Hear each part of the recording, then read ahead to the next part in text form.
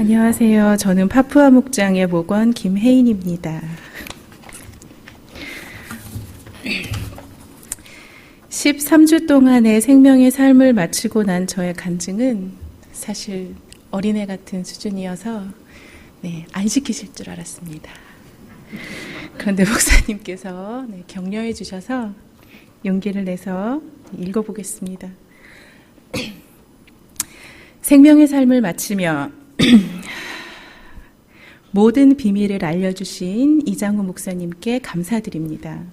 그리고 늦었지만 이제라도 제대로 알라고 저를 우리 소망교회 생명의 삶으로 이끌어주신 주님께도 감사드립니다. 생명의 삶 공부 기간 동안 한 주 한 주는 제게 빛이 쏟아져 내리는 듯한 기쁨이었습니다. 그 빛이 들어오니 삶이 즐겁고 행복합니다. 고난이 다가와도 든든합니다. 그리고 저희 가족은 서로에게 더 가까워졌습니다. 기도로 감사하고 기도로 헤쳐나가고. 석 달 전과 지금 무엇이 달라진 걸까요? 제가 알게 된 비밀 지금부터 말씀드리겠습니다. 이 얘기를 시작하려면 먼저 제가 부끄러운 고백을 해야만 합니다. 커밍아웃 수준에 달하는 이 말들이 차마 입 밖으로 떨어지지 않아서 매우 곤혹스럽습니다만 성가대 지휘를 10여 년 했다는 저는 사실 때때로 신의 존재를 믿지 못했습니다. 도무지 납득되지 않는 동정녀의 출산, 신의 아들이라는 예수, 죽은 뒤 하늘로 승천했다는 이 전설 같은 이야기는 세계 어느 나라에나 있을 법한 시조의 탄생 설화처럼 느껴졌죠. 세상을 운영하고 있다는 절대자, 신의 존재란 인간의 두려움이 만들어낸 허상이 아닐까, 혹은 인간이 풀지 못한 과학의 비상구는 아닐까 하는 생각들 말입니다.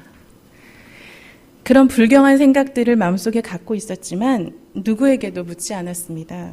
그저 열심히 지휘자로서 일을 했을 뿐이죠. 누군가는 저의 겉모습을 보고 신실하다고 했습니다. 돌아보면 부끄럽게 짝이 없습니다. 생명의 삶 첫 번째 시간에 제게 찾아온 물음은 이것이었습니다.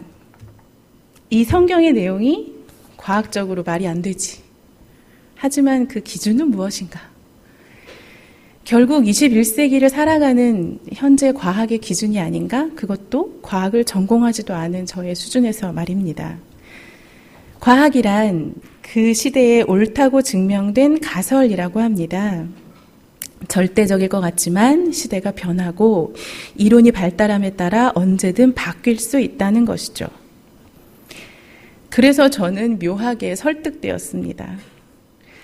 동정녀의 출산과 예수님의 사후승천, 이것이 꼭 과학적으로 말도 안 된다는 자신감은 어디서 오지?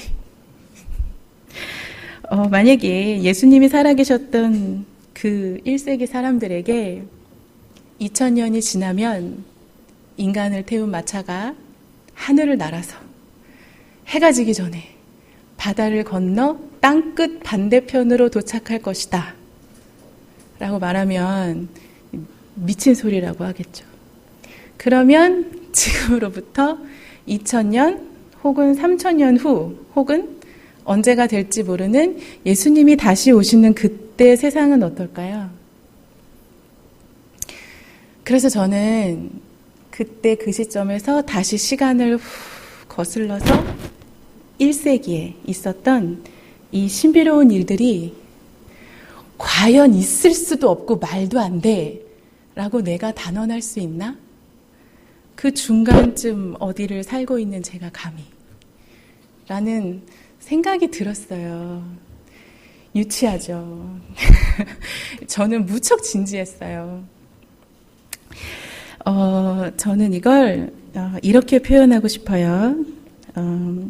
첫날 첫 시간, 저는 그 거대한 시공간의 위대함 앞에서 아주 갑자기 작은 티끌로 쪼그라들었고요. 첫날 첫 시간 주님은 저의 오만을 깨시고 겸손하게 만들어주셨다고. 그래서 그 이후 생명의 삶을 온전하게 들을 마음의 준비를 시키신 것이라고 저는 그렇게 받아들이고 첫 번째 수업을 시작했습니다. 두 번째 시간 저의 물음은 이것이었습니다. 예수님은 정말로 하나님의 아들인가? 그냥 세상사를 훤히 꿰뚫던 성인들 중 하나는 아니었을까? 비슷한 시기를 살았던 춘추 전국시대의 공자, 노자들처럼 말입니다. 누가 더 훌륭한지 견주는 일은 어리석은 일일 것 같습니다. 대학자들이 평생을 바쳐도 끝내지 못할 질문일 것 같기도 하고요. 이것에 대한 저의 의구심은 부끄럽게도 성경을 제대로 읽어보지 않은 탓으로 밝혀졌습니다. 이번 생명의 삶 공부를 통해 신약 성경, 특히 복음서를 쭉 읽다가 알게 됐어요. 예수님이 살아계시던 그 시대를 살아가던 신앙의 선배들이 예수님을 향해 저와 똑같은 질문을 얼마나 여러 번 했었는지, 얼마나 의심했었는지, 그리고 그때마다 예수님은 답을 해 주셨죠. 엄청 거룩하게만 바라보았던 12 제자들이 참 인간적이었더라고요. 그들은 그때에도 제가 품고 있던 것과 똑같은 의구심을 예수님 앞에서 직접 다 쏟아내고 계속해서 답변을 요구했습니다. 예수님은 여러 가지 비유들과 직접적인 말들로 해명하셨죠. 그것은 우리가 세상을 살아가는 데 필요한 현명한 처세에 관한 것들이 아니었습니다. 예수님은 그저 세상을 바르게 살아가는 가르침을 주는 성인, 현자의 범위를 뛰어넘는 이야기를 하셨죠. 그 이야기는 신비로웠고 탐나는 것이었어요. 제가 놀랐던 것은 예수님, 당신은 정말 하느님의 아들입니까? 하는 질문의 대답을 이미 예수님이 직접 답하셨더라는 것입니다. 왜냐하면 엄청 많은 사람들이 물어봤거든요. 저는 그들에게 동지애를 느꼈고 예수님의 대답에 가슴이 떨렸고 모든 것이 기록된 성경이 다시 보이기 시작했습니다. 저는 그동안 도대체 뭘 안다고 찬송을 부르고 성가대 지휘를 했던 걸까요? 정말 부끄럽기 짝이 없습니다. 결론적으로 제가 생명의 삶을 통해 가장 크게 변화된 것은 바로 이것입니다. 찬송가의 구절들이 마음에 와닿기 시작했다는 것. 멜로디의 아름다움에 감정적으로 매혹된 것이 아니라 그 노래 가사들의 참 뜻을 알게 되었다는 것입니다. 우리 모두 이런 경험이 있죠. 사랑을 하고 이별을 하고 나면 모든 대중가요들이 다 나의 이야기 같고 구구절절 마음에 와닿고 가슴 깊이 공감되는 그런 경험들 말입니다. 삶 공부를 통해 성경을 다시 보면서 저는 새롭게 눈을 떴습니다. 예수를 나의 구주 삼고 성령과 피로써 거듭나니 이 세상에서 내 영혼이 하늘의 영광 누리로다. 저는 이제 이 구절의 뜻을 명확히 알고 노래할 수 있습니다. 태초부터 시작된 하나님의 사랑은 우리의 만남을 통해 열매를 맺고 저는 이 노래에 저의 온 마음을 다 실어서 부를 수 있습니다. 그 이유와 뜻을 알았기 때문입니다. 제가 13주 동안 알게 된 이 비밀들을 어떻게 짧은 시간에 다 얘기할까요? 누군가 아직도 생명의 삶을 경험하지 못한 분들이 계시다면 권해드리고 싶습니다. 더 궁금하십니까? 그렇다면 생명의 삶을 수강해 보세요 라고요.